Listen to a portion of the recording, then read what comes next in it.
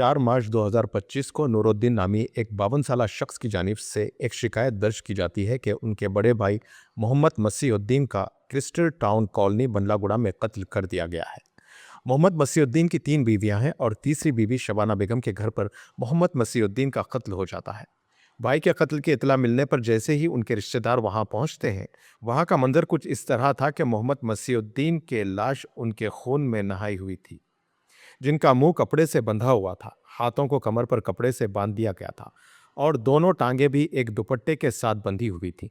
मोहम्मद मसीहुद्दीन और उनकी तीसरी बीवी शबाना बेगम के दरमियान खानदानी तनाज़ात चल रहे थे। जब मोहम्मद मसीहुद्दीन शबाना बेगम के साथ मिलने क्रिस्टल टाउन के मकान पर पहुंचे तो शबाना बेगम अपने बेटे समीर के साथ मिलकर झगड़ा शुरू कर दिया। उसके बाद शबाना बेगम, उनके बेटे समीर और समीर के दोस्त फरीद ने मोहम्मद मसीहुद्दीन के हाथ पैर बांधकर छुरी से उनका गला काट दिया। पुलिस के मुताबिक शबाना बेगम का बेटा समीर उनके साबिका शौहर का लड़का है और शबाना बेगम को मोहम्मद मसीहुद्दीन से कोई औलाद नहीं हुई। कत्ल के बाद मुलजिमीन चाकू को लाश के पास फेंक कर फरार हो गए। बंडलागुड़ा पुलिस ने मुलजिमीन को गिरफ्तार करके उन्हें अदालती तहवील में दे दिया। मेरे वालिद के लिए मगफिरत के लिए दुआ करिए सब जने। नाम क्या है? मोहम्मद मसीहुद्दीन नाम है उनका। जी, कैसा हुआ सभी, क्या है, जरा थोड़ा तफसील बताइए। ये 11 बजे सुबह 8:30 को हमारे घर से निकल के कोटकू गए थे। वहाँ से निकल के वो घर पे गए। जाने के बाद मालूम ये पड़ा 12:30 को हमारे किसी से बात हुई। बात होने के बाद फ़ोन बंद थे। शाम तक ट्राई करे, शाम में जैसा नहीं मालूम हुआ तो ढूंढने के लिए निकले तो एक घर के वो जो घर में रह रहे थे, वो घर में गाड़ी रखी हुई थी तो ऊपर जाके चेक करने के लिए गए तो लाइट्स फैन वगैरह सब खुले थे तो खोले, उसको डोर तोड़ के चेक करे तो पूरे हाथ पैर सब बने हुए थे, बन के गले के पास चाकू से काट दिए पूरा। तो मारने की वजह कुछ समझ में? मारने की वजह एक ही है साहब कि इससे पहले लड़ाई झगड़े चल रहे थे पैसों के लिए। इससे पहले भी उन्होंने 30-40 तोले सोना वगैरह लेके भाग गए थे। कोई एक अफेयर भी था उनका, वो लेडीज का। इसके बाद अभी कुछ पेमेंट आया हुआ था उनके पास, 2-4 जगह से कुछ पेमेंट रखा हुआ था। कुछ पेमेंट इतना मालूम, जी हाँ, नज़दीक पेमेंट था उनके। कुछ पेमेंट था वहाँ को, जितनी इत्तला है उतने में के 15 से 20 लाख रुपए उनके पास अवेलेबल थे, आए हुए थे। वो प्रूफ हमारे पास है। हम इंशाल्लाह वो कोर्ट में और पुलिस स्टेशन में देंगे। कितने बच्चे?